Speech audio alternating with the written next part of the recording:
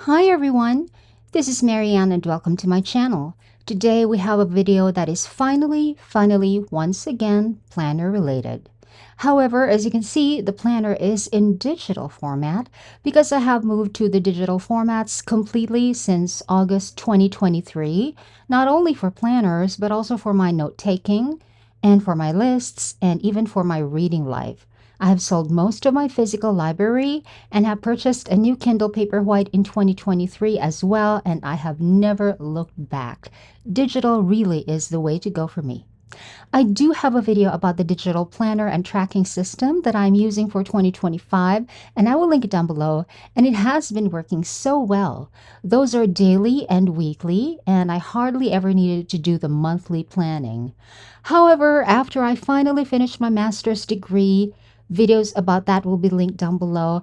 I am now able to move forward with some of my plans that are dependent on that degree. So now I need to do monthly planning just to be able to identify what priorities I can set for each month from September 2025 through April 2026, considering that I now also have a fixed work schedule for one of my part-time jobs.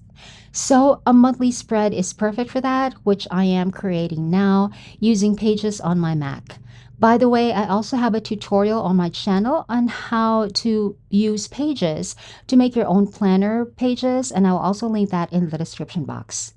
So as you can see, I created the page for each month manually using the table feature on Pages, and then I had to input the days manually as well. I know I could use the calendar app on my Mac, but that is already linked to my Google Calendar, and longer items on the days don't really show up completely like on the boxes for the days. Those lines are cut at some point. I have always found that annoying. I need to be able to see all of my entries completely for any specific day, so that's why I am creating this.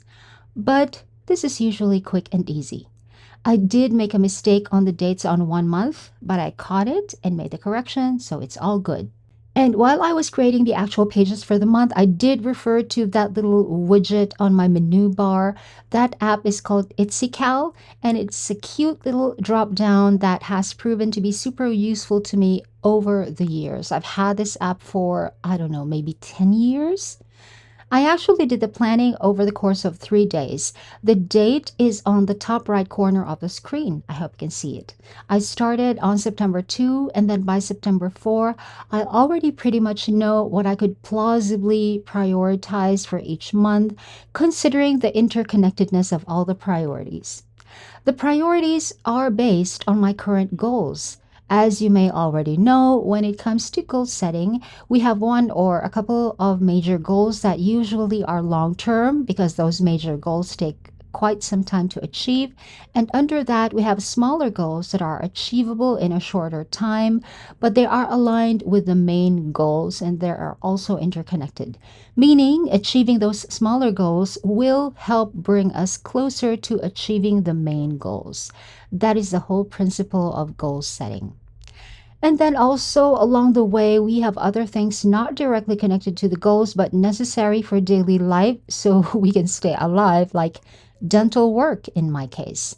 That needs to be scheduled and funds need to be prepared for it. So some projects need to be scheduled so that I can finish them in time, get my pay, and then be able to afford the dental work. Just some things we need to get done because we have no choice, basically. Does dental work give us a choice? No, dental work does not give us a choice. So, what did I end up with? For September, the priority is the one academic paper that has to be submitted on September 30th. I'm devoting my entire September to that task, to dental work also, plus one other separate project that will fund the dental work. And then I just need to get one of the chapters of my thesis published already. That's for September. Once those major things are out of the way at the end of September, I can use October to deal with some government compliances, really just completing all of my documents, one of which I lost years ago. Another one needs a change of address, and then yet another one needs a change in year. Those are really just errands, so I can devote October to finally continuing the work on my second novel. I'm targeting finishing the first 3 chapters and the full plot for October. For November, I do have international travel. I'm going to Indonesia to present that paper that I should finish and submit by September 30. It's an academic conference on eco-criticism. And also in November, I need to complete the entire first act of my second novel, but I also still have work scheduled. So I must plan my flights around that work schedule. There is one day in November for which I have no choice but to ask for a leave because it coincides with one of the 2 days of the academic conference in Indonesia, but my boss is kind and understanding. He knows I always find a way to show up for work as scheduled. I think he will be kind when I ask for one day's leave in November. November is the only month in which I need to kind of Tetris my schedule around just to get everything done. December will be to complete acts 2 and 3 of my novel, and I have nothing else in December except for that. That is major work. It is also deep work, so nothing else for December except that. For January, I need to finalize said novel if possible, which means not only editing but also revisions on my own before I even get anyone else involved, like publishers or editors or agents. And once that is all done, at some point in January, I also do want to create a planner based zine. I still have no idea what to do and how to do it, but that is a goal for January. I have left February and March free on the monthly spreads, but they really are for farming out my second novel to possible publishers and agents, and also for the planner based zine, and also to read the submissions for 2 workshops that I have been invited to be a panel member in.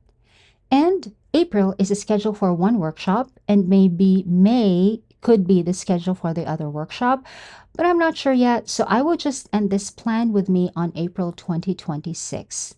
The ESL Osaka you see every Tuesday and Thursday is one of my part-time jobs, and it's the only one that comes with a fixed schedule, so I need to work everything else around that schedule. It's not a heavy schedule, by the way. It usually starts at 8 a.m. Philippine time and ends by 12 or 12:30 lunchtime, and then there is usually a long break until the next class, which starts at 5 p.m. but sometimes starts at 7 p.m. But if I include the end of day meeting, the entire work usually ends at around 9:30 p.m. So I can do other work on those same days. But I do have to block those days anyway because wherever I am, I need to make sure that I have access to strong, stable internet and quiet surroundings with good lighting, which is actually best at home because I've already set up everything perfectly here. All of my work are remote. I can take them with me wherever I go, just like what I did when I went to Malaysia in June and to Metro Manila last July. Videos of those will be linked down below. And that's what I really like about remote work. We can bring it wherever, but scheduling is very important, and that is the reason for this video. I hope you enjoyed watching. I'm happy to finally have another planner related video on my channel again after years of not having one. It's nice to make. Thank you for watching. Bye.